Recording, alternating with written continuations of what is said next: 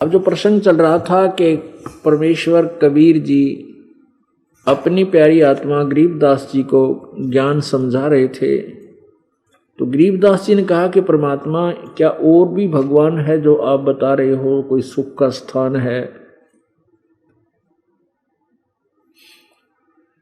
परमेश्वर ने कहा हाँ बच्चा, मैं उसी स्थान से आया हूं और वो स्थान वो है जहां तुम पहले रहते थे, जहां तुम पहले रहा करते थे। बेटा ये तुम्हारा लोक नहीं है, ये तुम्हारा ठीक ठिकाना नहीं है, ये तुम्हारा स्थान स्थायी नहीं है, तुम्हारे को धोखे में रखा हुआ इस काल भगवान ने। सृष्टि रचना का ज्ञान दिया। तो गरीबदास साहिब ने कहा प्रभु अपने दास को आपका गांव दिखा दो। अब परमात्मा ने गवाह बनाने थे वर्तमान के लिए, इस जो अब वर्तमान समय है इसके लिए वो गवाह बनाकर परमात्मा तैयार करके गए थे कि जब ये भक्ति युग आवेगा, पिछली पीढ़ी प्रारंभ होगी तो मुझे आसानी हो जाएगी समझने में, मेरे बच्चों मुझे पहचान लेंगे कि यू ऐसा वो भगवान जिसमें सारे वेद उसके गुण गा रहे हैं। जैसे परमात्मा ने कंवारी गाय का दूध पिया, वो परमात्मा जब बालक रूप शिशु रूप धारण करता है तो कंवारी गाय का दूध पीता। और ऐसे भी कभी आते हैं कुछ समय के लिए अस्थायी, 1 दिन 2 दिन 10 दिन किसी क्षेत्र में रुक गए, वहाँ भक्तों को सत्संग सुनाया गया अपनी प्यारी आत्माओं को, तो वहाँ फिर कभी कभी फिर आते रहते हैं। उनका ये पता नहीं लगता कि वो संत किसका है, कौन है, और उनको लाभ बहुत दे देते हैं, साथ में उनको सतभक्ति कर आदेश दे जाते हैं। तो वो भक्त ऐसे साधना करते रहते हैं, फिर कुछ कहते हैं भाई पता नहीं संत का कितना अथर कितना नहीं, पर हमारा ये लाभ कर गया, हमें ये लाभ कर गया, हम ये मंत्र जाप कराया कर, उन्होंने ये बता रखा है। तो ऐसे परमात्मा भी आते हैं और काल भी आता रहता है, काल के दूत भी आते हैं। लेकिन इस तरह की लीला केवल परमात्मा ही करता है जो कंवारी गाय से दूध पीते हैं। वैसे बगैर शिशु रूप धारण करे भी आते तो परमात्मा ही ऐसी लीला करता है। इसके लिए आपको ऋग्वेद मंडल नंबर 9 सूक्त नंबर 1 मंत्र नंबर 9 दिखाते हैं।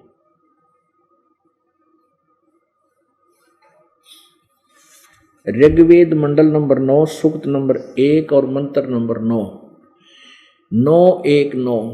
इसके मंत्र ने स्पष्ट किया है, ये देखिएगा। ऋग्वेद, ये कहां से प्रकाशित है? प्रकाशक हैं सार्वदेशिक आर्य प्रतिनिधि सभा, महर्षि दान भवन, रामलीला मैदान, नई दिल्ली से। इन्होंने लिखा है ऋग्वेद आर्य भाषा महर्षि दान सरस्वती कृत, मुद्रक है Prince offset printers, 1510 Pataudi house, Daryaganj, नई दिल्ली।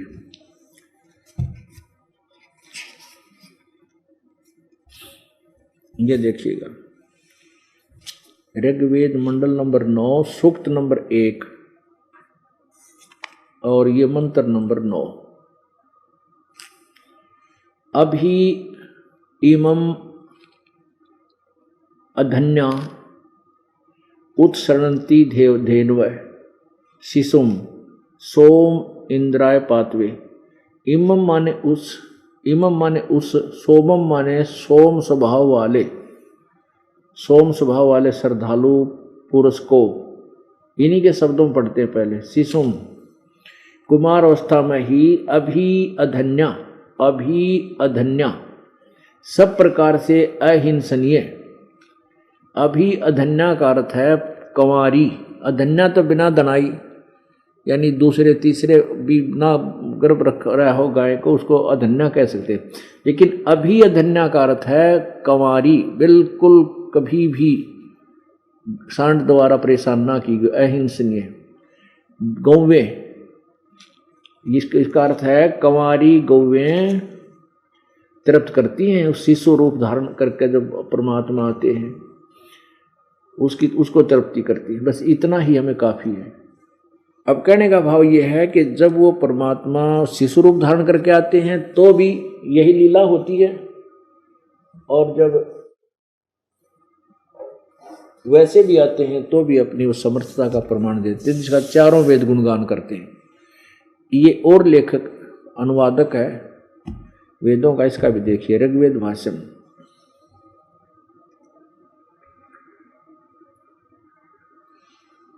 यह है श्रीपाद दामोदर सातवलेकर, 7 से 10 मंडल इसने किया है।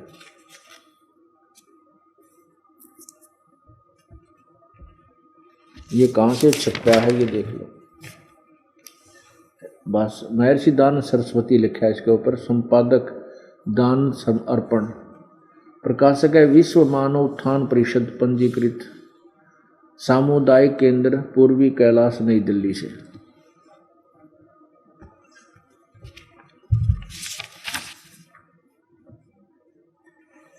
ये 9वां मंडल, 9 मंडल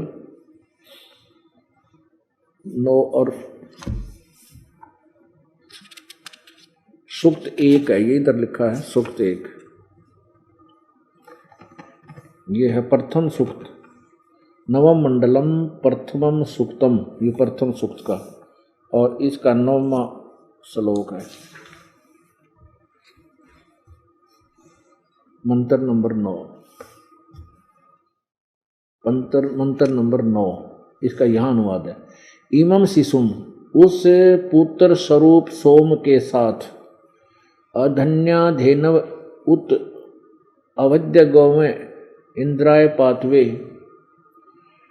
इंद्र को पीने के लिए उस सोमरस के साथ अपने दूध को पिलाती हैं। अभी न कहेगा बेरा था को नहीं। अब जैसे किसी परदेसी ने, विदेशी ने हिंदी सीख ली, हिंदी तो आएगी उसने, और उसको रामायण की कथा का पता नहीं, मौखिक रामायण की कथा का उसको ज्ञान नहीं, और उसको कहो कि ये अनुवाद करो चौपाइयाँ की, केरा केका की अड़ंगा करेगा। और जिसको उस याद है वो मौखिक वो कहानी रामायण की, तो फिर वो उसका सही अनुवाद करेगा। तो इस सृष्टि रचना का जो ज्ञान इस दास को दिया परमात्मा ने, उस सृष्टि रचना के ज्ञान से पता चल रहा है। और परमात्मा की लीला मौखिक हमें ज्ञान है कि वो परमात्मा आए हैं।